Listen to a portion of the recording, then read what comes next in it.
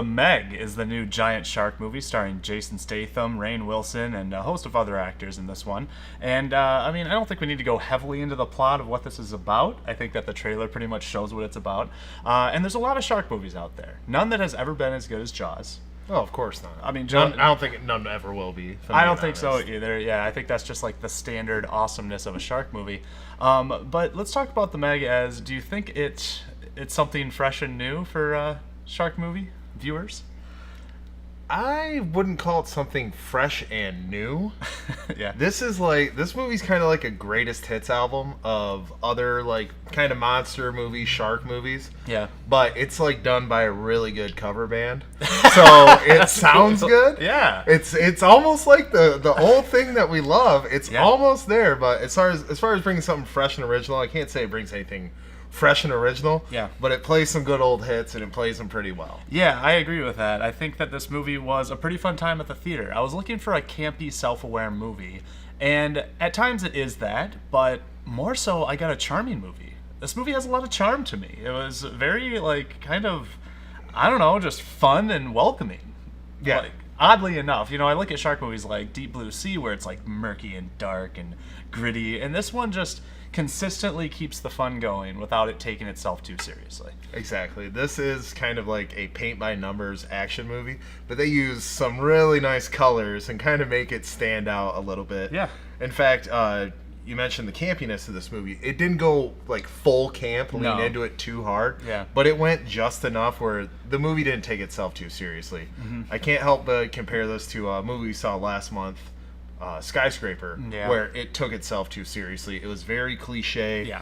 And if it would have been a little more winky, having more fun with these, tropes and cliches that they were going through, it would have been a better movie. And I think The Meg nailed it as far as that, like, there's the moment where, oh no, someone's in trouble, and like Jason Statham's like, I'm gonna go put my gear on and dive in the water for him. Like, there are moments like that in other movies you can roll your eyes and just like, oh god, how corny, but it works in this one. It leans into the corniness and it never takes itself too seriously. And like you said, a fun time at the theater. It is fun, and I think it goes to the actors are having fun with this film, and you can tell that they are. There's been a lot of movies, not only shark movies, but Megalodon movies that are awful. They're very straight to DVD. Another one came out like right this week. Yeah, that's straight to DVD with Michael Madsen in it, and I mean, but this has been done since like early 2000s. There was this whole run of it, so I feel like this script and these actors and this director really had to dedicate themselves to be like, oh, this is such old material, but let's try to make it fresh. And I think they succeeded for the most part, and I think it's due to the characters. And yes, cliche-riddled characters in this movie as well, but they were fun, and I liked them, and they were charming, and everyone had something to do.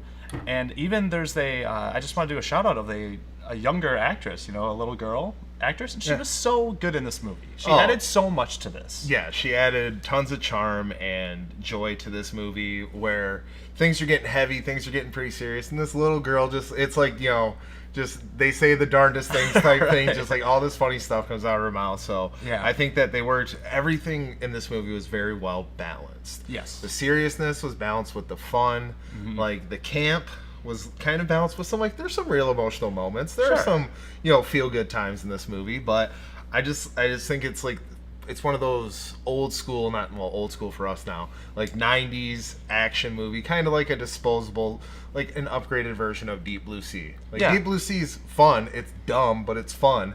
And this is just like a better version of it. It is. It's a way better version. There's even some scenes just taken from a lot of shark movies, but once, like you said before, Greatest Hits played well. Yeah. And I think Jason Statham does a great job in this as well. His character, he's the hero, of the whole thing. And you're right. There's lots of hero moments. There's lots of not lots of shirts off moments, but they play it up that moment, and it's fine. There are a few issues in this, and that is the beginning of the movie. The script, I was a little worried that I was like, this is going to be such a bad script. This is bad writing, and it started pretty bad, and then it just got better and better as the dialogue went along. Statham's character, he's a nice guy. He's just a pretty good guy in this, and they try to pin him as something else at the beginning. When you meet him after the opening scene, you meet him years later, and they're like, he's a drunk. But he's not. He's never a drunk. No, they pin him as that off the bat, and then that just goes away.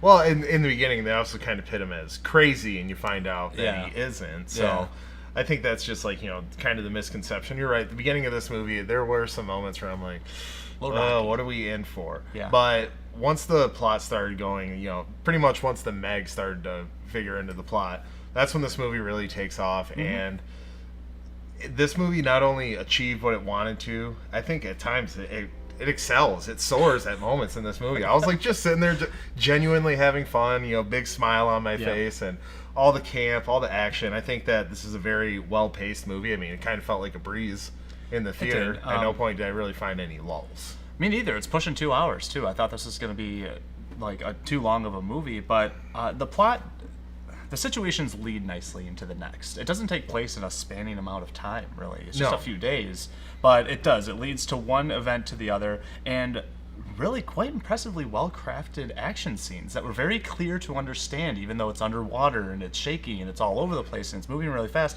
I understood everything that was going on, and you're right, there were some pretty enthralling moments in this film that I really, I don't know, I felt a little on the edge of my seat. Yeah. I've always had a really big fascination with the ocean and with underwater, and especially when it's exaggerated to this level. I'm glad that they stayed in the water and underwater for a lot of these moments. It really highlights the ocean as a quite beautiful place as well, also very scary and dark. Yeah, and I think that they took the science fiction elements of this movie and they made it just over the side of plausible.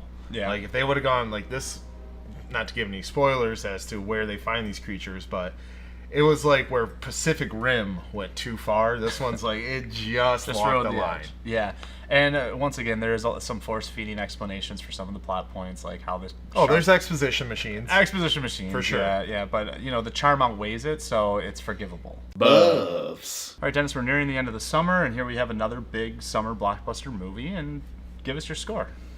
I'm gonna, there's not a whole lot to complain about this movie. I can understand why people will walk out of this movie and be like, that movie was dumb. But it's supposed to be dumb. It leans into how dumb it is, and it has fun with how dumb it is.